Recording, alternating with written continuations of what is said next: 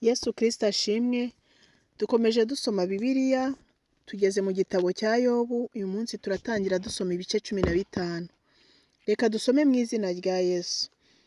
Igice cya 15, titire yacyo iravuga ngo Elifazi arongera avuga ubwa kabiri. Maze Elifazi w'umutemani arasubiza ati, mbese umunyabwenge yasubizanya ubwenge bw'ubusa, akiyuzuzamo umuyaga uturuka iburasirazuba? Mbese yagisha impaka n'amagambo adafite impamvu, cyangwa yakwita ku bigambo kandi nta mumaro? Ni ukuri kubaha Imana ubikuyeho, kandi ubuzanije no kuyisenga, kuko ibicumuro byawe ari byo byigisha akanwa kawe, nawe wihitiyemo ururimi rw'ubucakura. Akanwa kawe niko kakurega si njye, ni ukuri iminwa yawe niyo iguhamya. Mbese ni wowe wabanjirije abandi kuvuka, cyangwa se wabyawe imisozi itararemwa? Wigeze kumva inama zihishwe z'Imana? Mbese wihariye ubwenge? Ibyo uzi tutazi ni ibiki? Icyo umenya tudafite ni iki? Turimo abameze imvi n'abasaza rukukuri, baruta so ubukuru. Mbese ibihumuriza by'Imana bikubereye bike, ntibiguhaza? N'amagambo y'ubugwaneza wabwiwe nayo ntiyakunyuze? Ni iki gituma umutima wawe uguhabya, amaso yawe agahumbaguza, ukerekeza umutima ho kwinubira Imana, ukubahuka kuvuga amagambo ameze atyo? Umuntu ni iki kugira ngo yere, n'ubyawe n'umugore ngo abe umukiranutsi? Dore abera bayo ntabwo ibiringira, ndetse n'ijuru ntabwo ritunganye imbere yayo. Nkanswe umuntu w'igicamuke wangiritse, ugotomera ibyaha nk'amazi. Ngiye kukuburira unyumvire, kandi ibyo nabonye ndabikumenyesha. Ibyo abanyabwenge bavuze babikuye kuri ba se, ntibabihishe. Abahawe igihugu bonyine ntibanyurwemo n'umunyamahanga. Umunyabyaha ahorana umubabaro iminsi ye yose, akagira imyaka mike igenewe abanyarugomo. Ijwi ry'ibiteye ubwoba riba mu matwi ye, naho yaba akiri mu mahoro, umurimbuzi azamutera. Ntiyizera yuko azava mu mwijima, kandi azi ko inkota ihora imwubikiye. Asuhuka ajya guhaha ati, amahaho ari he? Azi ko ategekewe umunsi w'umwijima. Amakuba n'umubabaro bimutera ubwoba, biramutsinda nk'umwami witeguriye kurwana. Kuko yabanguriye Imana ukuboko kwe, akagenza nk'umwibone yibasiye ishobora byose. Akayirohaho ashinze ijosi, yitwaje ingabo zifite amacondo akomeye. Kuko afite umubyibuho mu maso he, akaba afite ibicece mu rukenyerero rwe, kandi atuye mu midugudu yabaye imisaka, no mu mazu y'imirangara atagira abantu. Agiye guhinduka ibirundo.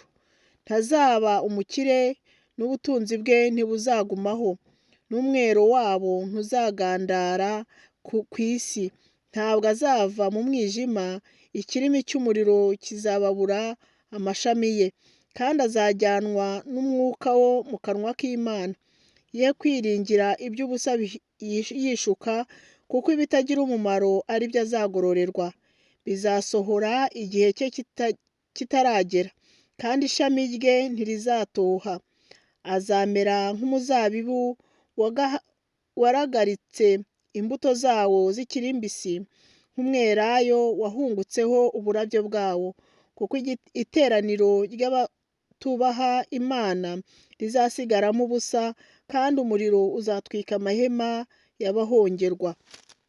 Basama igomwa bakabyara ubukiranirwe, kandi umutima wabo ushibukamo uburiganya.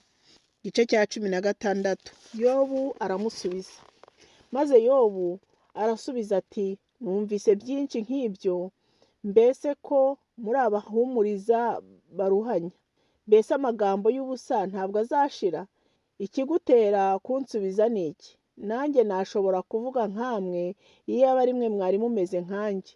Nabashije gukoranya amagambo yo kubanegura nkabazunguriza umutwe, ahubwo nabakomeresha akanwa kanjye no guhumuriza k'ururimi rwanjye nkaborohereza. Nubwo mvuga umubabaro wanjye ntugabanuke, naho nakwiyumanganya nakoroherwa nte? Ariko none irandembeje, yarimbuye abanjye bose, nanjye yankozeho nibyo bimpamya. Kunanuka kwanjye byarampagurukiye bimbera umushinja. Yantanyaguje uburakari bwayo indenganya, yampekenyeye amenyo. Umwanzi wanjye ankanuriye amaso. Baranyasamiye, bankubise ku itama, barantuka, bateraniye hamwe ngo bantere. Imana yangabije abatayubaha, injugunya mu maboko y'inkozi z'ibibi. Nari nguwe neza maze iramvunagura. Ni ukuri yamfashe mu ijosi iramenagura, kandi ingira intego yayo. Abarashi bayo barangose, impinguranije impyiko ntiyababarira. Isesa indurwe yanjye hasi, inciye icyuho yungikanya, insumiye nk'igihanyaswa. Umubiri wanjye nawudodeyeho ibigunira, kandi ihembe ryanjye naritabye mu mukungugu. Mu maso hanjye hakobowe no kurira, amaso yanjye ararembura nk'uwenda gupfa. Nubwo ari nta rugomo ruri mu maboko yanjye, kandi gusenga kwanjye kukaba gutunganye, wasi we gutwikira amaraso yanjye, kandi gutaka kwanjye kwe kugira aho guturiza. N'ubu dore imbere umuhamya iri mu ijuru, indengera iri hejuru. Inshuti zanjye zirankoba, ariko ijisho ryanjye rirasuka amarira imbere y'Imana, kugira ngo ihagarikire umuntu uyiburanya n'umwana w'umuntu uburana na mugenzi we. Kuko imyaka mike nishira, nzanyura mu nzira ntazagarukamo ukundi. Igice cya 17. Umwuka wanjye uraheze, iminsi yanjye irashize, igituro kirantegereje. Ni ukuri nkikijwe n'abakobanyi, nta kindi mpora ndeba keretse abancungera. Noneho tanga ingwate, unyishingire kuri wowe. Uwo twakorana mu biganza dusezerana ninde? Kuko imitima yabo wayihishe ubwenge, nicyo gituma utazabashyira ejuru. Umuntu utanga inshuti ze ngo zibe iminyago, amaso y'abana be aziheba. Ariko yangize iciro ry'imigani mu bantu, kandi bancira mu maso.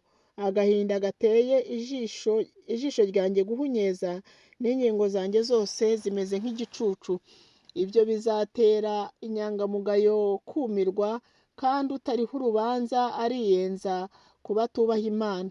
Ariko umukiranutsi azikomeza mu nzira ye, n'ufite amaboko aboneye azakomeza kunguka imbaraga. Ariko mwebweho mwese nimugaruke muze, nta munyabwenge n'umwe nabona muri mwe. Iminsi yanjye irashize, imigambi umutima wanjye wibwiraga ipfuye ubusa. Ijoro barihinduye amanywa, n'umucyo usatiriye umwijima. Iyo ntegereje ikuzimu ko ariho iwanjye, iyo nshashe uburiri bwanjye mu mwijima, iyo mbwiye kubora nti uri data, nkabwira n'inyo nti uri mama, kandi uri na mushiki wanjye. Noneho ibyiringiro byanjye biri he? Kandi ibyo byiringiro byanjye ninde uzabibona? Bizamanuka bigere mu myugariro y'ikuzimu, ubwo nzaruhukanira nabyo mu mukungugu. Igice cya 18. Biludadi arongera aravuga ubwa kabiri. Maze Biludadi w'umushuhi arasubiza ati, impaka zanyu zizahereza he? Nimutekereze maze tubone kuvuga. Ni kuki dutekerezwa nk'inyamaswa, mukatureba nk'abanduye? Weho witanyagura ubitewe n'uburakari bwawe. Mbese isi yarekwa ku bwawe, cyangwa urutare rwavanwaho ku bwawe? Ni ukuri urumuri rw'umunyabyaha ruzazima, kandi ikibatsi cy'umuriro we ntikizaka. Umucyo uzahindukira umwijima mu nzu ye, n'itabaza rye rimuri hejuru rizazima. Intambwe ze z'imbaraga zizateba, imigambi ye bwite niyo izamugusha. Erega ibirenge bye nibyo bimugusha mu kigoyi, agakandagira mu mitego. Umutego w'umushibuka uzamufata agatsinsino, igisambi kizamufata kimutsinde. Ubukira bwo kumufata buhishwe mu butaka, n'ubushya buri mu nzira ye. Ibiteye ubwoba bizamuturuka impande zose, bimurye isataburenge. Imbaraga ze zimarwa n'inzara, kandi ibyago bizaba byubikiriye iruhande rwe. Ingingo z'umubiri we zizamirwa bunguri. Ni ukuri imfura y'urupfu izarya ingingo ze. Azarandurwa mu rugo rwe yiringiraga, kandi azashyirwa umwami w'ibiteye ubwoba. Abatarabe bazaba mu rugo rwe, amazuku azasukwa ku buturo bwe. Imizi ye izumira hasi, n'ishami rye rizacishwa hejuru. Kwibuka kwe kuzashira mu isi, kandi izina rye ntirizongera kuvugwa mu nzira. Azirukanwa ave mu mucyo ajye mu mwijima, ndetse azacibwa mu isi.